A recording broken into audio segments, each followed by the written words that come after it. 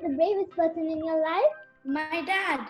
Mine too. Mr. Fox, your dad is definitely the bravest person I know. Why don't you tell them of the time Fox saved our lives and made sure we never went hungry again? Okay. I won't tell the beginning of the story. Down in the valley, there were 3 farms. The owners of these farms had done well. They were rich men. They were also nasty men. All 3 of them were about as nasty and mean as any men you could meet. Their names were Farmer Bogus, Farmer Buns, and Farmer Bean. Bogus was a chicken farmer. He kept thousands of chickens. He was enormously fat. This was because he ate 3 boiled chickens smothered with dumplings every day for breakfast, lunch, and supper. My chickens are the juiciest ones in the countries. If you get one, you need to get it costs $20. If you get 2, it will cost $15.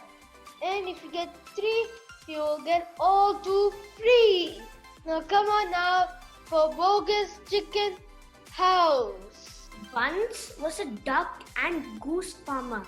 He kept thousands of ducks and geese. He was a kind of pot-bellied dwarf. He was so short, his chin would have been underwater in the shallow end of any swimming pool in the world. His food was donuts and goose livers. He mashed those livers into a disgusting paste and then stuffed the paste into the donuts. This diet gave him a tummy ache and beastly temper.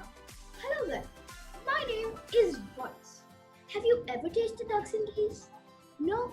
Well, these are gonna be the best ones you've ever tried. And on top of that, I have an offer for you. But you better be quick. This offer doesn't last long.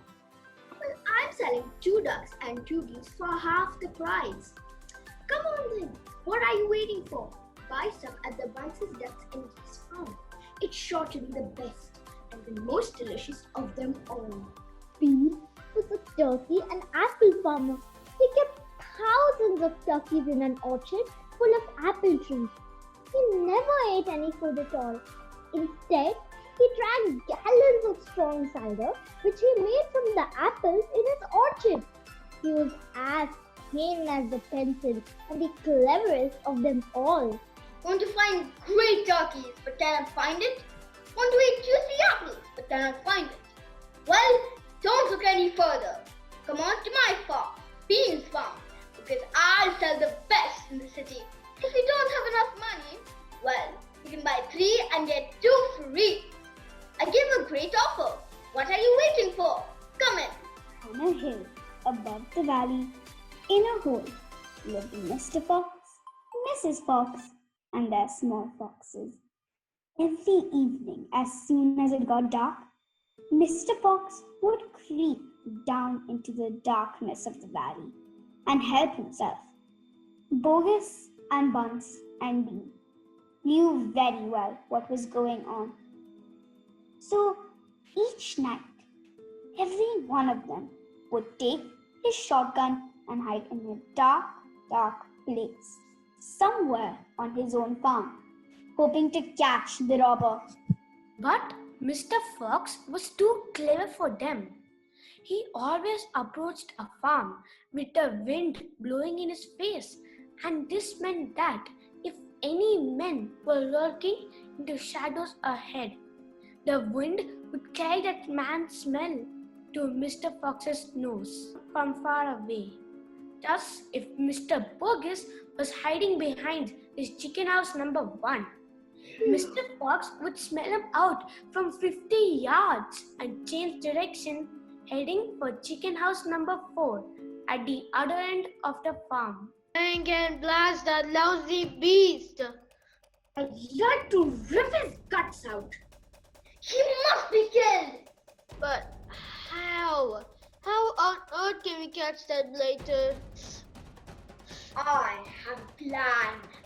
You've never had a decent plan yet, Bean. You've never had a decent plan yet. Shut up and listen. Tomorrow night, we will all hide just outside the hole where the fox lives. We will wait there until he comes out. Then, bang, bang, bang, bang. Very clever. But first, we shall have to find the hole. My dear Buns, I've already found it. It's up in the wood on the hill. It's under a huge tree.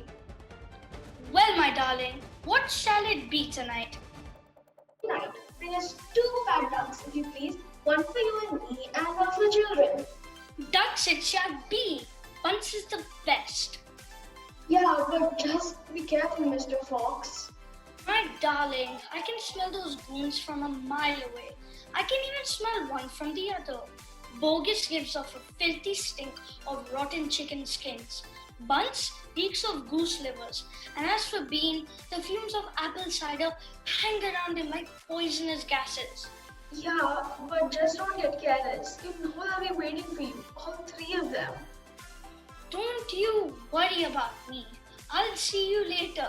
But Mr. Fox would not have been quite so cocky had he known where exactly the farmers were waiting. They were just outside the entrance of the hole, each one crouching behind a tree with his gun loaded. And what is more, they chose their positions very carefully, making sure that the wind was not blowing towards them. In fact, it was blowing towards the opposite direction. There was no chance of them being smelled out. Mr. Fox crept up the dark tunnel to the mouth of his hole. He poked his long, handsome face out into the night air and sniffed once. He moved an inch or 2 forward and sniffed again. Mr. Fox was especially careful when he was coming out from his hole. He inched forward a little more. The front half of his body was now in the open. His black nose twitched from side to side, sniffing and sniffing for the scent of danger. He found none, and he was just about to go trotting forward into the wood when he heard, or thought he heard, a tiny noise, a soft rattling sound, as though someone had moved a foot ever so gently through a patch of dry leaves. Dad flattened his body against the ground and lay very still. His ears pricked. He waited a long time, but he heard nothing more. It must have been a field mouse or some other small animal. He crept a little further out of the hole, then further still. He was almost right out in the open now. He took a last careful look around. The wood was murky and very still. Somewhere in the sky, the moon was shining. Just then, his sharp eyes caught a glint of something bright behind the tree not so far away. It was a small silver speck of moonlight shining on a polished surface. Dad lay still, watching it. What on earth was it? No, it was moving! It's coming up and up! Great heavens! It was a barrel of a gun! Quick as a whip, Dad jumped back into a hole. At that same instant, the entire wood seemed to explode all around him. Bang, bang, bang, bang, bang, bang! The smoke from the 3 guns floated upward in the night air. Bogus and Bunce and Bean came out from behind the trees and walked towards the hole. Did we get him? We got the tail between Mr. Fox. Oh my god. Dang it, Blast. You're too late. We should let his fly moment he poked his head out. He won't be poking it out in a hurry. It'll take 3 days at least before he becomes hungry enough to come out again. I'm not sitting around here waiting for that. Let's dig him out. Ah, now you're talking sense. We can dig him out in a couple of hours. We know he's there. I reckon there's a whole family down that hole. Then we have the lot. Get the shovel. Down the hole, Mrs. Fox was tenderly licking the stump of Mr. Fox's tail to stop the bleeding. It was the finest day for miles around. I told you to be careful. Now look what happened. What if they actually got you? What were the kids now done? Does it hurt? I know it does, but you'll soon get better. And it'll soon grow again, Dad. It will never grow again. I shall be tailless for the rest of my life. There was no food for the foxes that night, and soon the children dozed off. Then Mrs. Fox dozed off, but Mr. Fox couldn't sleep at all because of the pain in the stump of his tail. Well, I suppose I'm lucky to be alive at all. And now that they found a hole, we're going to have to move out as soon as possible. We'll never get any peace if we... What was that? Come on already. What's taking so long, Buns? Come on, take a brown bogus and make yourself more useful in this task. The ground is so hard. This is not as easy as it looks. Guys, I think we're almost there. Keep digging. We're gonna get that stinky old fox now. Dad turned his head sharply and listened. The noise he heard was the most frightening noise a fox could ever hear. The scraping of shovels digging into the soil. Wake up! They're digging us out! I'm positive. Listen!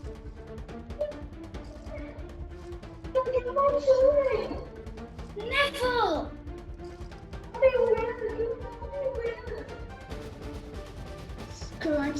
Scrunch went the shovels above our heads. Small stones and bits of earth began falling from the roof of our tunnel. How will they kill us, Mommy? Will they be dogs? I've got it. Come on. There's not a moment to lose. Why didn't I think of it before? Think of what, Dad? A fox can dig quicker than a man. Nobody in the world can dig as quick as a fox. The soul began to fly out furiously behind Dad as he started to dig for dear life with his front feet. Mother ran forward to help him. Go downwards! We've got to go deep! As deep as we possibly can! The tunnel began to grow longer and longer. It sloped steeply downwards, deeper and deeper below the surface of the ground itself. Our front legs were moving so fast, we couldn't see them. And gradually, the scrunching and scraping of the shovels became fainter and fainter. After about an hour, Dad stopped digging. Hold it! Phew! I think we've done it. They'll never get as deep as this. Well done, everyone. We all sat down, panting for breath. I should like you to know that if it wasn't for your father, we should be dead by now. Your father's a fantastic fox. Dad looked at Mother and she snapped. He loved her more than ever when she said things like that. As the sun rose next morning, Bogus and Buns and Bean were still digging. They had dug a hole so deep you could have put a house into it, but they had not yet reached to the end of the fox's hole. They were very tired and cross. Bang and blast. Whose rotten idea was this? Bean's idea. Listen, I want that fox. I'm going to get that fox. I'm not coming in till I've strung them up over my front porch, dead as a dumpling. We can't get them by digging, that's for sure. I have enough of that digging. Bean. Have you got any more stupid ideas then? What? I can't hear you. Bean never took a bath. He never even washed. As a result, his ears were clogged with all kinds of muck and wax and bits of chewing gum and dead flies and stuff like that. This made him deaf. Speak louder. Got any more stupid ideas? What we need on this job is machines. Mechanical shovels. We'll have them out in 5 minutes with mechanical shovels. Alright then. Bogus, you stay here and see the fox doesn't escape. Buns and I will go and fetch our machinery. If he tries to get out, shoot him quick. The long, thin Bean walked away. The tiny Buns trotted after him. The fat Bogus stayed where he was, with his gun pointing at the fox's hole. Soon, two enormous caterpillar tractors with mechanical shovels on their front ends came clanking into the wood. Buns was driving one, Bean the other. The machines were both black. They were murderous, brutal looking monsters. Here we go, then. Get to that fox. The machines went to work, biting huge mouthfuls of soil out of the hill. The big tree under which Dan had dug his hole in the first place was toppled like a matchstick. On all sides, rocks were sent flying and trees were falling, and the noise was deafening. Down the tunnel, we foxes crouched, listening to the terrible clanging and banging overhead. What's happening, Dad? What are they doing? It's an earthquake. Look! Our tunnels got shorter. I can see daylight. Like this. Dig for your lives. Dig. Now there began a desperate race. The machines against the foxes. After about an hour, as the machines spit away more and more soil from the hilltop, it was like this. Sometimes the wheat would gain a little ground and the clanking noises would grow fainter. We're going to make it. I'm sure we are. And the crunch of the mighty shovels would get louder and louder. Once we actually saw the sharp metal edge of one of the shovels as it scraped up just behind us. Going, my darlings. Don't give up. Keep going. We'll get him any moment now. Have you got sight of him yet? Not yet, but I think you're close. I would pick him up with my bucket and I would drop him to pieces.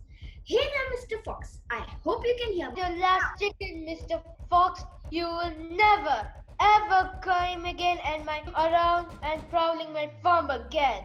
A sort of madness had taken hold of the three men. Buns was driving his machine like a maniac, racing the motors and making the shovels dig at a terrific speed. The fat bogus was hopping like a dervish and shouting, "Faster, faster." The farmers didn't stop for lunch. They were too keen to finish the job. The hole the machines had dug was like the crater of a volcano. It was such an extraordinary sight.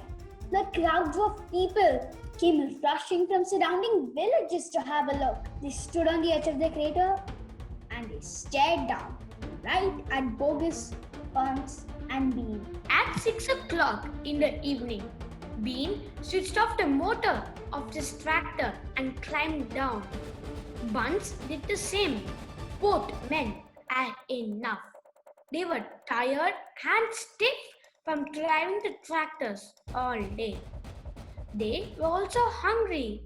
They slowly walked over the small fox's hole in the bottom of the huge crater. Bean's face was purple with rage. Buns was cursing the fox with words that cannot be printed. Thank and blast that filthy, sticky fox. What the heck do we now? I tell you what we don't do. We don't let him go. We will never let him go. Never, never, never! Did you hear that, Mr. Fox?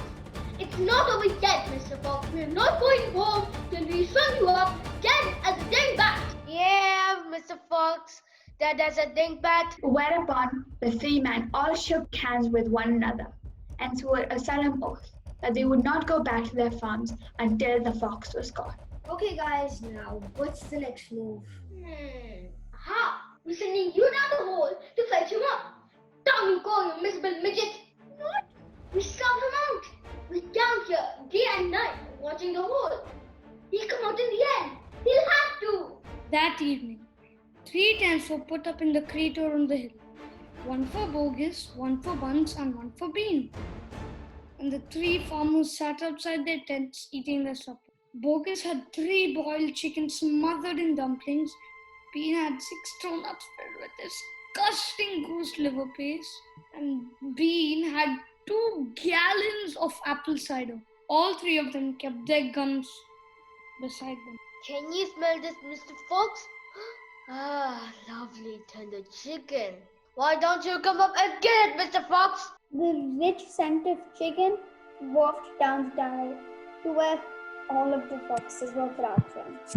Oh, Dad, couldn't we just sneak up and snatch it out of his hand? Don't you dare. That's what they want you to do. But we're so hungry. How long will it take till we get something to eat? Mother didn't answer us, nor did Father. There was no answer to give. Now, we take it in turn to keep watch. One watches while two sleep, and so on all through the night. What if the fox digs a hole right through the hill and corners out on the other side? You didn't think of that, didn't you? Of course I did.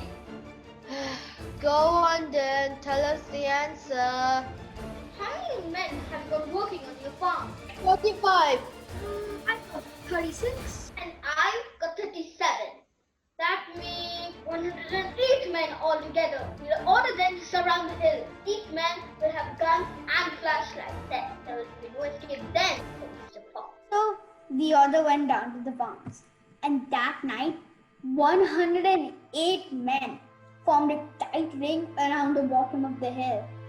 They were armed with sticks and guns and hatchets and pistols and all sorts of other horrible weapons.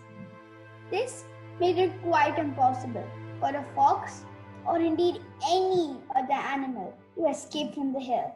The next day, the watching and waiting went on. Bogus and Bean and Buns sat upon small stools, staring at the fox's hole. They didn't talk much. They just sat there with their guns on their laps. Every so often, Dad would creep a little closer towards the mouth of the tunnel and take a sniff, and then he would creep back again. They're still there. Are you quite sure? Positive. I can smell that man being a mile away. He stinks. How long can a fox go without food or water? Not much longer now. He'll make a run for it soon. He'll have to. Bean was right. Down the tunnel us foxes were slowly, but surely starving to death. If only we could have a tiny sip of water. Oh, Dad, can't you do something? Couldn't we make a dash for it, Dad? We'd have a little bit of chance. Wouldn't we? No chance at all. I refuse to let you go up and face those guns. I'd sooner you stay down here and die in peace. Dad had not spoken for a long time. He had been sitting quite still, his eyes closed, not even hearing what the others were saying.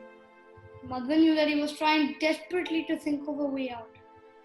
And now, as she looked at him, she saw him stir himself and get slowly to his feet.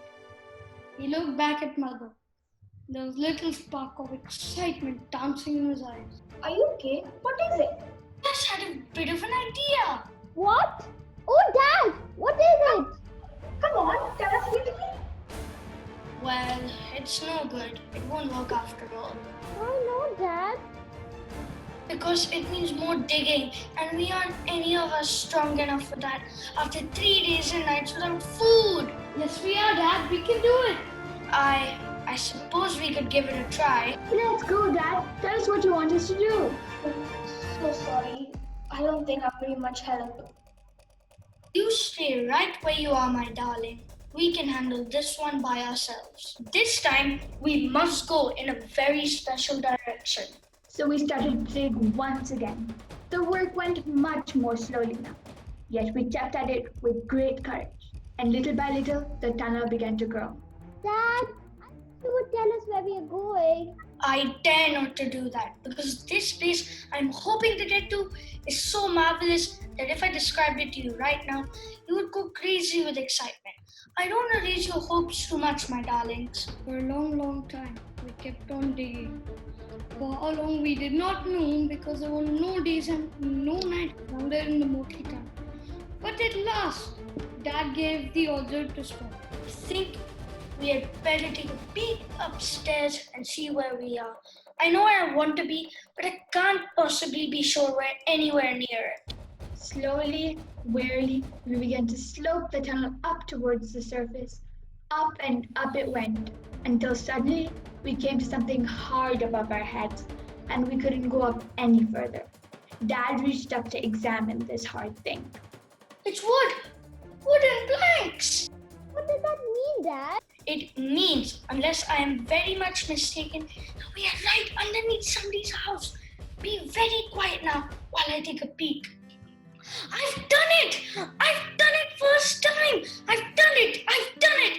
Come on up! Come up and see where you are, my darlings. What a sight for a hungry fox! Hallelujah! Hooray! Hooray! The small foxes scrambled up out of the tunnel. And what a fantastic sight it was that now met their eyes. It was a huge shed, and the whole place was teeming with chickens. There were white chickens, and brown chickens, and black chickens by the thousand. Bogus's chicken house number 1. It's exactly where I was aiming at. I hit it and I slap it in the middle. First time! Isn't that fantastic? And if I may say so, rather clever. Hey, let's go! We finally got something to eat. Wait, don't lose your heads. Stand back, calm down. Let's do this properly. First of all, everyone have a drink of water. And we all ran over to the chicken's drinking stove and lapped up the lovely cold water. And then Dad chose 3 of the plumpest hens, and with a clever flick of his jaws, killed them instantly. Back to the tunnel. Come on, no fooling around. The quicker you move, the quicker you shall have something to eat. My son, run back with these to your mother. Tell her to prepare a feast. Tell her the rest of us will be along in a jiffy, as soon as we have made a few other little arrangements. The small fox ran back along the tunnel as fast as he could, carrying 3 plump hens. He was exploding with joy. Just wait till Mommy sees this. Mommy! Look, Mommy, look! Look what I've brought you! Mrs. Fox, who was weaker than ever now from lack of food, opened one eye and looked at the hens. I'm dreaming.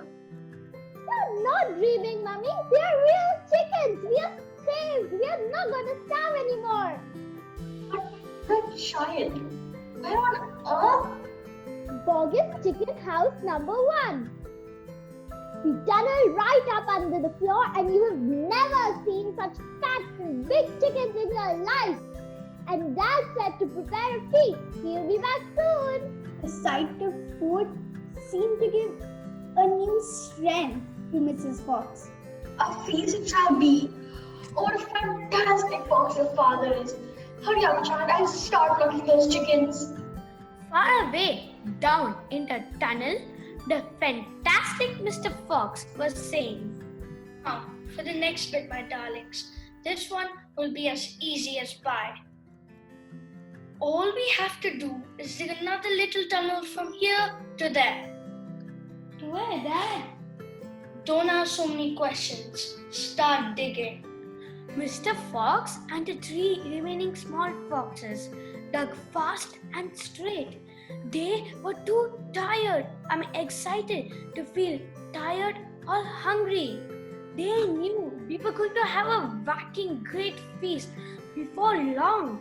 And the fact that it was none other than Bogus's chickens they were going to eat made them gurgle with laughter every time they thought of it. It was so lovely to realize that while the fat farmer was sitting on the hill waiting for them to starve, he was also giving them their dinner without knowing it. Digging! It's not much further. Who goes there? Butter! Foxy! My goodness me. I'm glad I found someone at last. I've been running around in circles for 3 days and nights, and I haven't the foggiest idea where I am. Mr. Fox, don't you know what's happening on the hill? It's chaos. Half the wood has disappeared, and there are men with guns all over the countryside. None of us can get out, even at night. All of of us are literally starving to death. Who is we? All our ziggers. That's me, and Mole, and Rabbit, and all our wives and children. Even Weasel, who can usually dig to the tightest spots, is right now hiding in my hole with Mrs. Weasel and 6 kids. What are we gonna do, Foxy? I think we're finished. My dear old badger, this mess you're all in is my fault. I know it's your fault, and the farmers are going to give up until they've got you. And unfortunately, that means us as well. It means everyone on the hill. My poor wife up there, she's so weak, she can't dig in the yard. Nor can mine. And yet at this very minute, she's preparing for me and my children the most delicious feast of plump, juicy chickens. Stop, don't tease me. I can stand it. It's true. That's not teasing. We've got chickens galore. Because everything is entirely my fault, I invite you to share the feast. I invite everyone to share it. You and Mole and Rabbit and Weasel and all your wives and children. There'll be plenty to go around, I can assure you. You mean it? You really mean it? Do you know where we've just been? Where? Bogus's chicken house number 1. No! Yes, but that is nothing to where we are going now. You have just come out at the right moment, my dear Badger. You can help us dig, and in the meanwhile, your small son can run back to Mrs. Badger and all the others and spread the good news. Tell them they're invited to Fox's feast and bring them all down here and follow this tunnel until you find my home. Yes, Mr. Fox. Yes, sir. Right away, sir. Oh, thank you so much, sir. Guys, everybody listen. Come on down. Come on to the fox's hole. Oh, Mummy. Mummy, Mr. Fox is preparing a feast and is inviting us to share it. He said to tell that you guys are invited to a fox's feast. They've got chickens galore. Oh, what a feast it shall be. Come on, Weasel. Come, Mummy. Let's go, Mole and Rabbit. Bring everyone. Let's go, my friends. We're finally going to get something to eat. And that is the story of how we never having to starve ever again. And since that day, Mr. Fox dug a hole to all different farms, and every night we rampage a different farm, and poor old smelly farmers are none the wiser. They still take turns at watching the fox's hole, hoping that someday will come out.